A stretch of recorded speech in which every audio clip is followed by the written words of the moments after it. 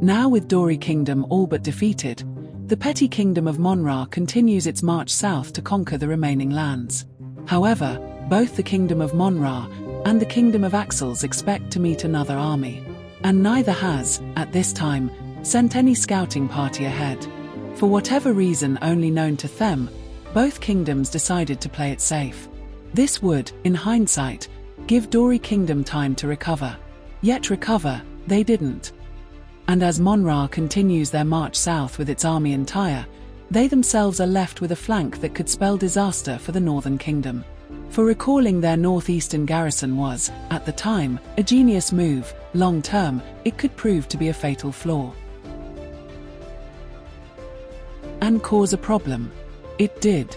For whilst General Gwyn laid siege to the southern border of the petty kingdom of Dori, Queen Gnomia had marched with her army north along the eastern side of the Monra Mountains.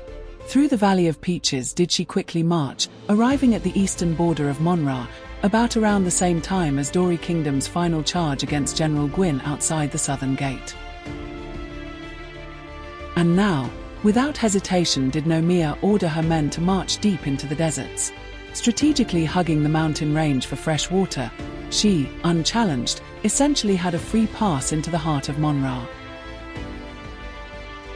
And whilst Gnomia was trekking the mountains of the north, General Gwyn, seeing no soldiers guarding the border, decides to march into Dori Kingdom, despite orders from Gnomia to remain at the border.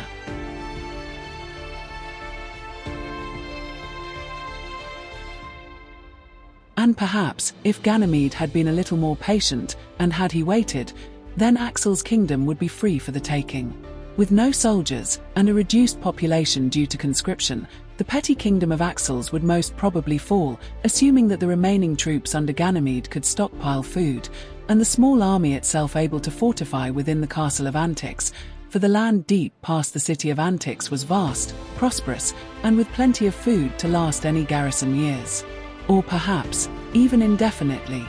With this, maybe the kingdom of Dori could have bartered peace. But alas, this was not how history played out.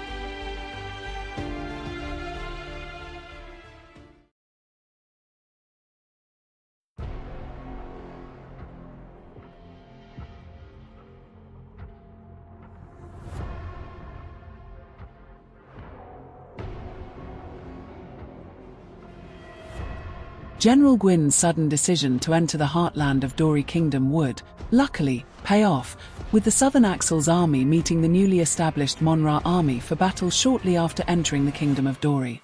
And with fresh troops, they would battle sooner rather than later. And with both sides harboring high morale, the battle that was expected became to fruition almost immediately, with neither side wasting time in setting up a base camp, and instead, enthusiastically rushing for an immediate sudden attack. Monra intended to conquer Axles, but was unaware of the Queen's plan to instead conquer them.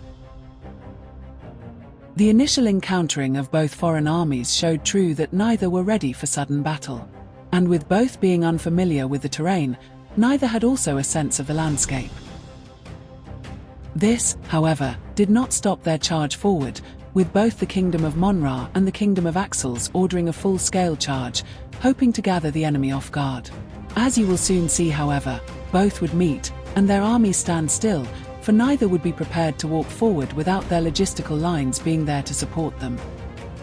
A wise move by both captains of either army, for the forest that separates the two armies would be too much for any singular force to traverse without constant support, for in these forests lay fairies, mystical and magical beings that, alone, would pose a threat to an unprepared force. But, as the overview of the battle will soon show, the fairies too would be decimated by the northern invaders, the Kingdom of Monra. This would spark a mass migration of fairies to the south, where they would remain until current times. In fact, one of the survivors would go on to be part of Gandor's guardians. Tak, a talented ice magic fairy, would exist as one of the most powerful members of the group, and would become best friends with Polipor and Abe, two other members of the group of heroes. The army from Monra Kingdom, petty in name, placed their makeshift camp in a strong defensive part of the valley, as too did Axles, also petty in name. And straight away, as mentioned previous, the armies' force marched toward each other, with their logistical lines, showed here, trailing, as they require more time to manage their supplies. Supplies that will be needed if either side is to win.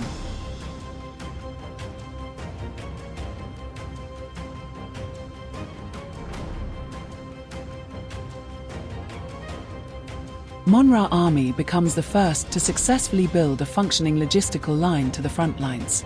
This possible due to a revolutionary invention, one that will be adopted by Gnomia for use in her conquest of the Gnomon lands. This invention is known as the wheel.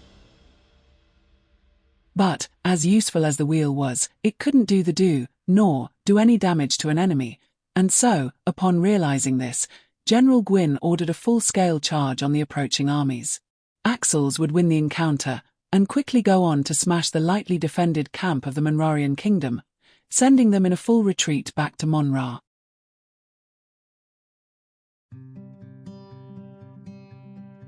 But, there would be some good to come of this situation, at least, from an alternative perspective. For in the south, walked the migrants, fleeing from the war-torn heartlands of the Gnomon West. And with them, Tak, the future Lady of Cold. And struggling with her people, walking and stumbling, she heard something. Something that would bring her to her future, and most bestest of friends. And a chance to sing.